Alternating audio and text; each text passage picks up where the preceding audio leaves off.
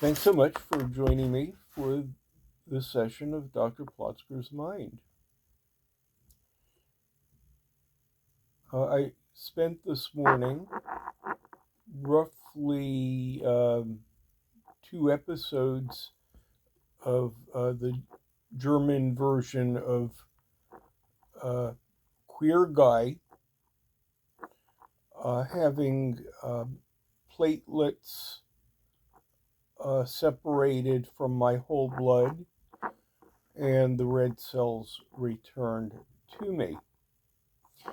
I've been doing this for decades, uh, ever since the local blood bank notified me that um, I am CMV negative, which would allow my platelets to be given to people with chemotherapy. During my working years, I tried to make a donation uh, 4 times a year and mostly succeeded. Since retirement, I've been able to expand that to about every 6 weeks or so, which would be about 8 times a year, but I don't keep count. The mechanism for doing this has evolved a bit.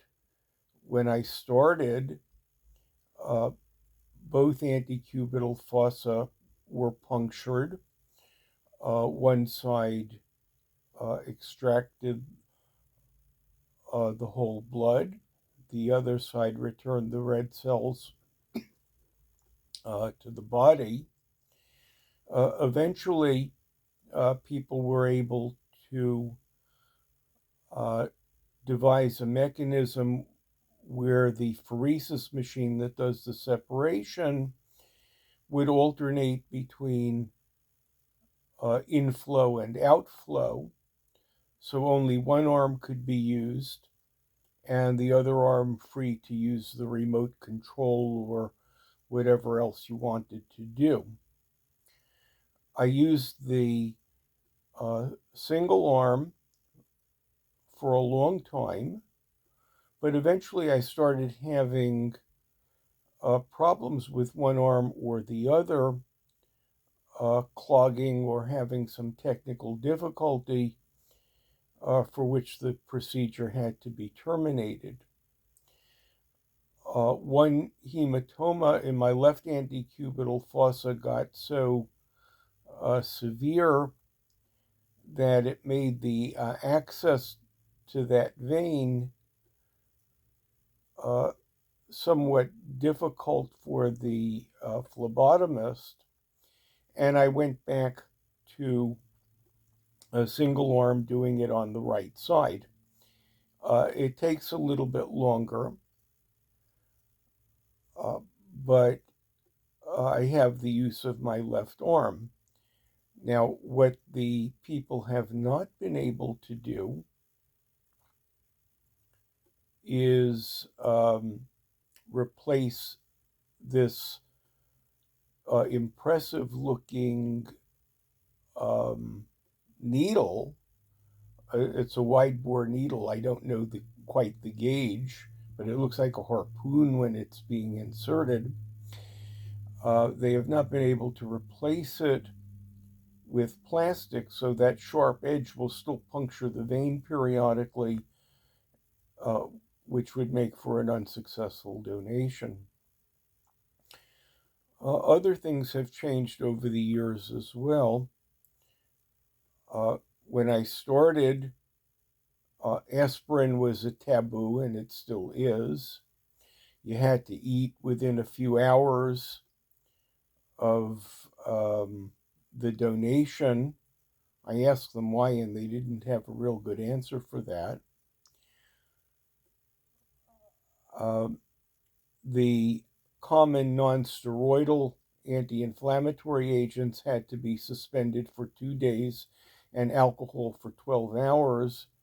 That is no longer the case except for Feldine, which for some reason is still an excluded medicine.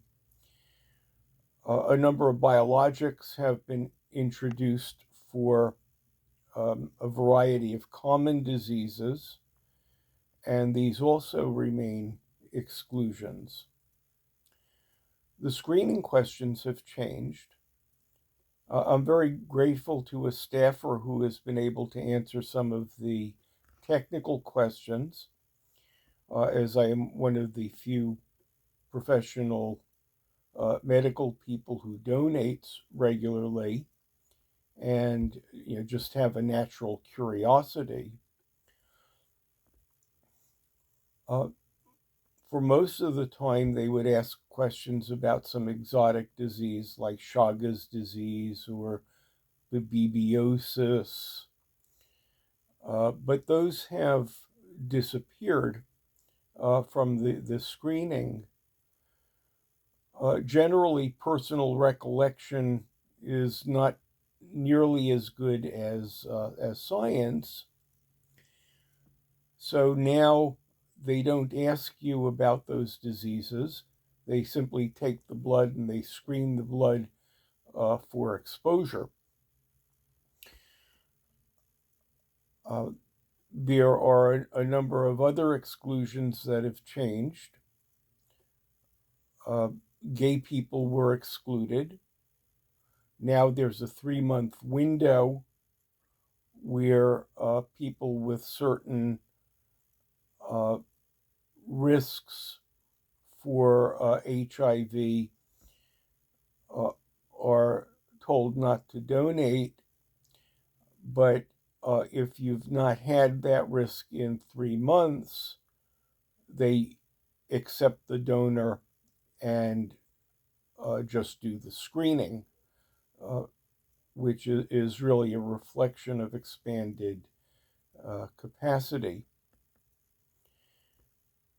When I started, I would always leave with some kind of Cupid doll, some premium of appreciation for having given of my body part for somebody else's benefit. Now, I don't really need another mug or blanket. I appreciate the thoughtfulness, but those little doodads have largely disappeared. Today, I did get a mug. I've not gotten one in a long time. And I got a entry into a raffle for for an Eagles ticket, which I'm not likely to win. Over the summer, they had a surplus of Major League Baseball tickets. I took one of those. But by and large, the little premiums like T-shirts or logo socks have kind of faded away.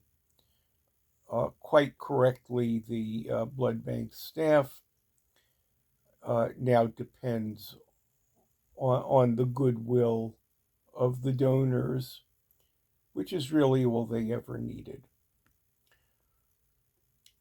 So my donations for the calendar year are completed. I'll have to sit tight another technically 2 weeks, so I could give another donation, but I'm not going to. I much prefer my 6-week recovery schedule. And then, unless I'm excluded again for medical reasons, which I have been in the past, I'll be calling them periodically, arranging a morning that suits me, and trying to keep some mostly chemotherapy or marrow transplant recipients who could use those platelets in the best shape that I can help them achieve. Thanks so much for sharing this session of Dr. Plotzker's Mind with me.